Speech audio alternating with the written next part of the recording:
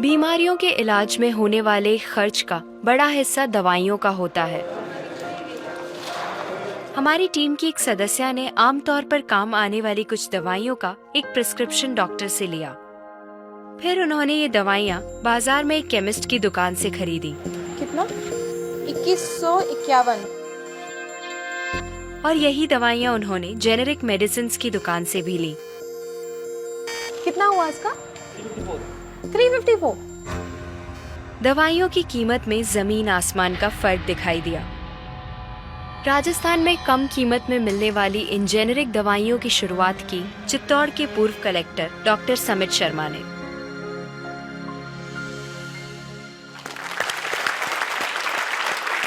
Doctor समित, मुझे बताइए कि ये कैसा मुमकिन है कि हमारी जो कॉरेस्पॉन्डेंट थी वो वही दवाइयाँ उन्होंने 2000 कीमत में उनको मिली एक दुकान में, और जो जेनरिक मेडिसिन है उस दुकान में जब गई तो उनको कम में मिली, 300 में मिली। ये कैसे मुमकिन है?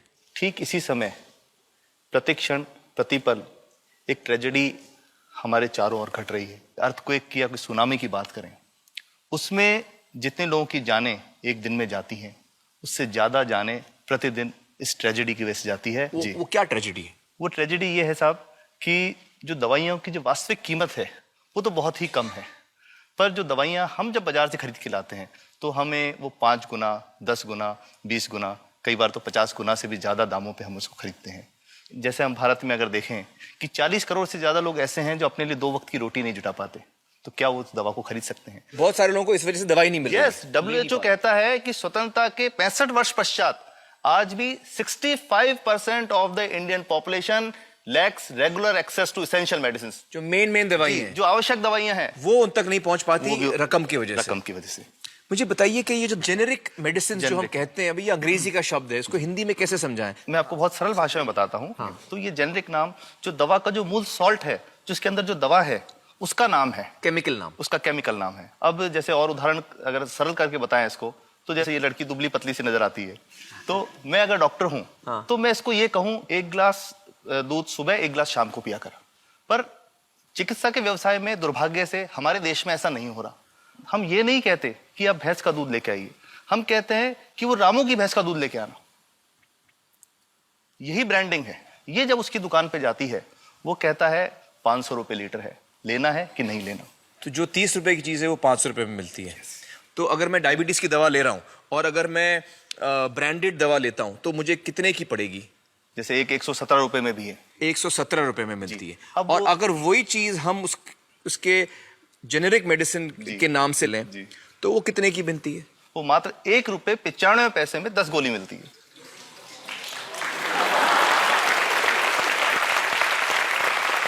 और दोनों गोलियों में कोई फर्क नहीं है किसी किस्म का? 100% समान, क्योंकि इसकी उत्पादन लागत ही इतनी है। उसका manufacturing, packaging, transport, retail margin, जो उसके मार्जिन जो हैं, जो हमारे ज्यादा वो सब मिला करके उतने की ही पड़ती है।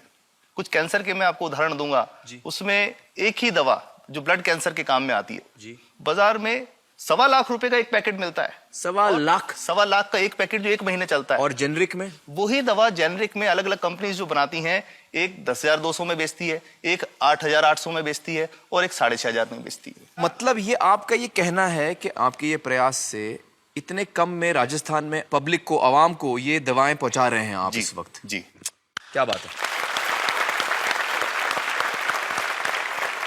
मेरा ये सवाल है कि डॉक्टर्स जो हैं वो हमारे पर्ची पर जेनेरिक नाम क्यों नहीं लिख के देते? क्यों लिखते हैं वो ब्रांडेड? जाने नहीं देंगे बाहर फिर? नहीं, सब जाने देंगे।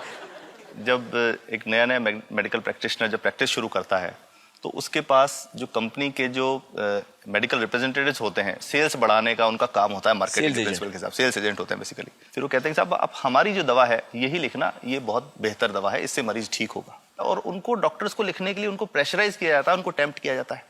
तो ये इसमें बहुत बड़ा कारण है जो दवा की कीमत को उसकी वास्तविक कीमत से 5, 10 गुना, 20 गुना तक बढ़ा देता है। एक बहुत बड़ा कारण है, क्योंकि हमारे पास जब हम टेंडर करते हैं तो बहुत सारे कंपनी वाले आते हैं, जो भारत की जो सबसे बेहतर कंपनियां, जिसके भी नाम वो रेपुटेड कंपनियां जिनके नाम आप ले सकते हैं, वो सभी हमें वो उसको जो 70 रुपए की है उसको 2 रुपए में, 5 रुपए में दे रही है। 30 रुपए की दवा 2 रुपए में दे रही है। इतना ज्यादा फर्क।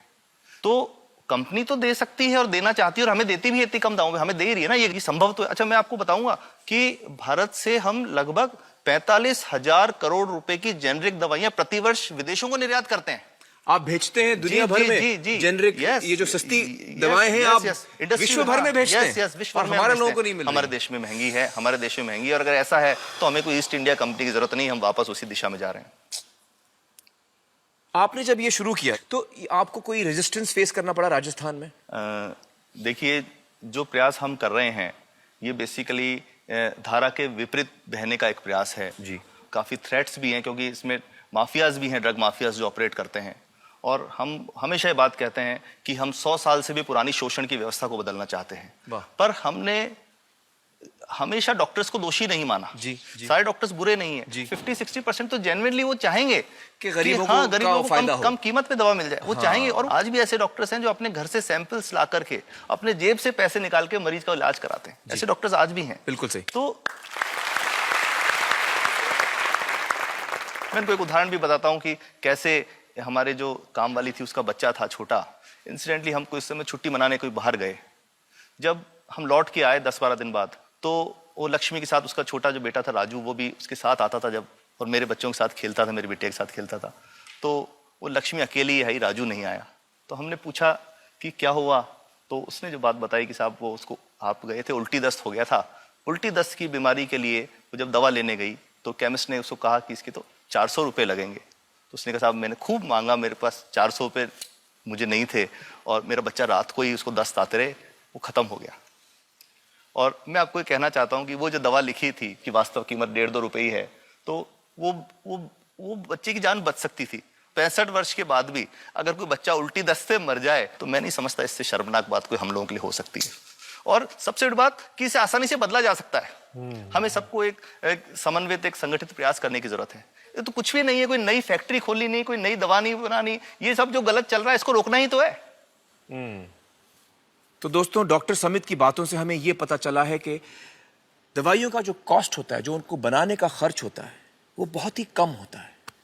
और हमें इन कम दामों में ये दवाइयां मिल सकती हैं अगर हमारी राज्य सरकार जेनेरिक मेडिसिन की दुकानें खोले, जैसे राजस्थान सरकार ने किया है, और जिसके लिए हम उन्हें सलाम करते हैं। एक बात और, अगर आप एक एनजीओ हैं और आप जेनेरिक मेडिसिन की दुकान खोलना चाहते हैं तो department of chemicals and fertilisers आपको 50,000 रुपए की ग्रांट भी देता है। डॉक्टर समित, आपने बहुत ही बेहतरीन काम किया है और इस बहुत ही अहम मुद्दे पर रोशनी डालकर हमारी आंखें खोल दी हैं। और हमारी दुआ यह है कि जो काम आपने राजस्थान में शुरू किया है वो हर राज्य में फैले, देश के कोने कोने में फैले। बहुत बहुत शुक्रिया हमारे साथ बातचीत करने का doctor Samit. Thank you so much.